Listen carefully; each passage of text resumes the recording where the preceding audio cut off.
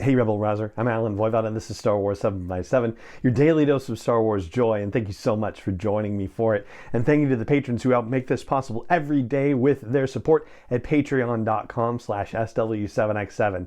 So, Into the Breach, that is episode 13 from season 3 of The Bad Batch, and yeah, this is quite the episode. Sets us up for...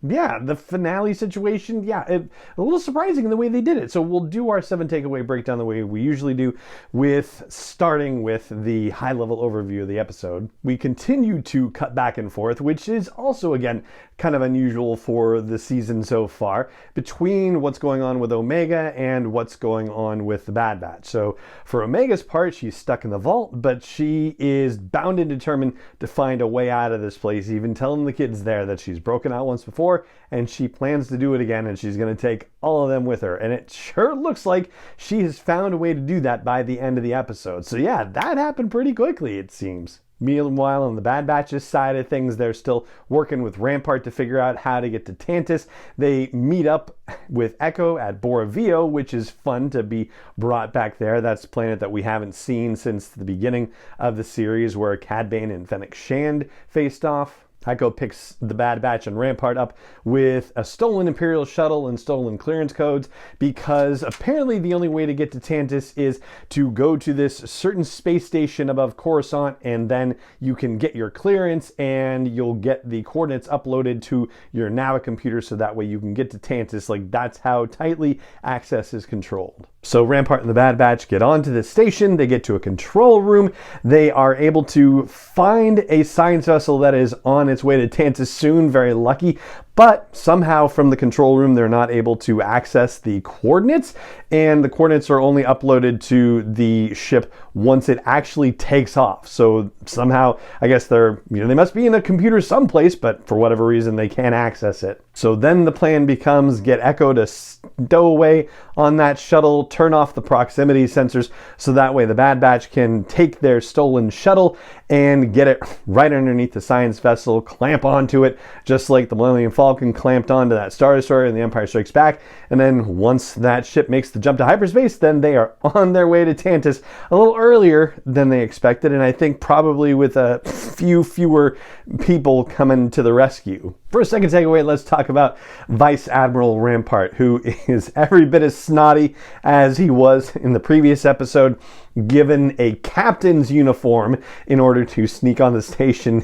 He couldn't have been more sneery about it. It was just beautifully played. Yeah, well done. Once again, by Nosha Dalal, who is playing Vice Admiral Rampart. And honestly, I'm quite surprised that he did not turn the Bad Batch in. I mean, what does he think is going to happen after all this is over? Either the Bad Batch is going to get him killed, or they're just going to drop him off on some planet someplace, and he's going to have to try to make his way for himself. Doesn't seem like his thing. I mean, it seems like he would imagine a scenario where he would turn the Bad Batch in and say, yes, they kidnapped me, but I'm turning them in. I am somebody who should be restored to my former glory in the Empire, and I'm willing to work my way back up for it, even though he would probably be a little snotty about that too. But like, that seems more like the kind of thing that he would do. And especially now that he's being dragged to Tantiss along with the rest of the Bad Batch, I feel like the risk for him doing something stupid like that has gone up. For a third takeaway, speaking as we were about the fact that they're heading to Tantiss with fewer bodies and reinforcements than they might have liked to take with them, well, it doesn't seem like they're going to be able to leave. I mean, I have a feeling that they're not just going to say, all right, Echo, you're on your own, because he's stuck on that science vessel. They're going to have to figure out how to go in with them, but they're not going to be able to be unseen, right? Because it's not like that science vessel can just land on Tantiss with that stolen Imperial shuttle hanging off the bottom of it. No, they're going to have to detach at some point and sneak away, and then kind of pick up Echo sooner rather than later, along with Omega, of course. I don't really envision a situation where the Batch just disconnects their shuttle and says, hey, we got the coordinates, now let's ditch out of the system and go collect a few more people and then come back. No, I think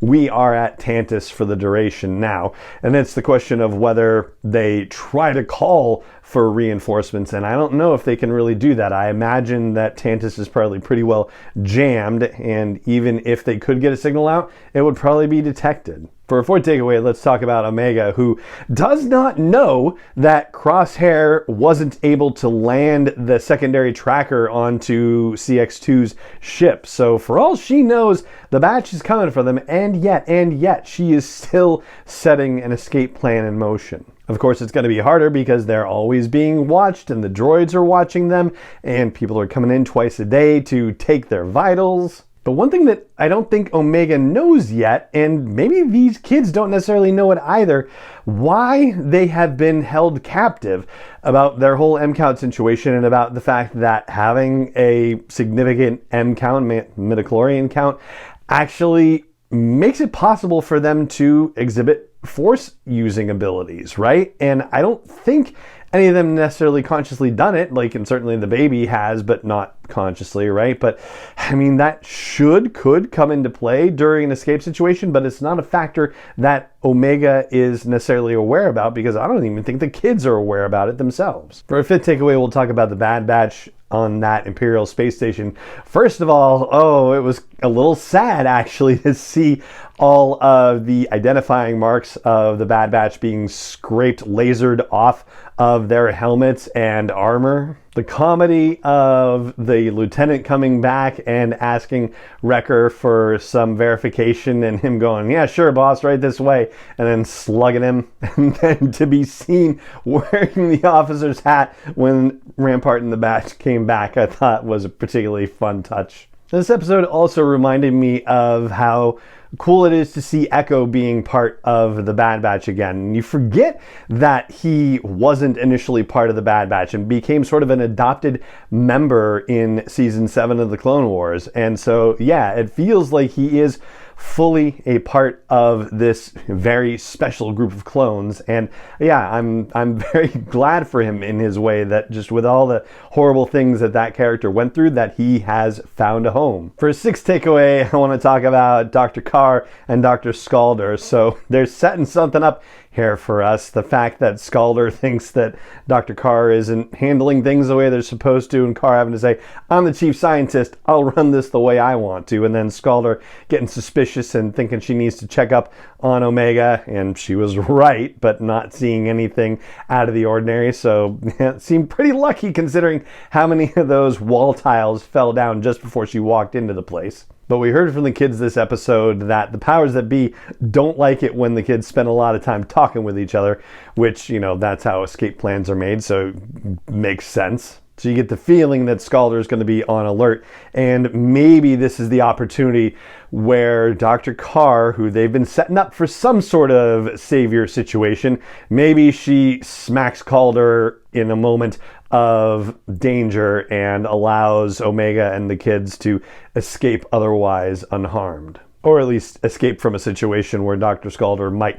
have cornered them or otherwise been able to alert the authorities to their escape in some fashion. And for a seventh and final takeaway, a little fun fact situation. So Dr. Skalder is played by Helen Sadler, and when you look at Helen Sadler's body of Star Wars work on Wikipedia, it's actually kind of mind-blowing. She's done a bunch of video game voice work, including additional voices in Jedi Survivor, but was also the voice of Rey in a Lego Star Wars game. She's the voice of Jyn Erso in Battlefront. She did voice work for the Old Republic game. She was the voice of Jyn in Forces of Destiny, that series of web shorts, the voice of one of the Imperial pilots in Star Wars Squadrons.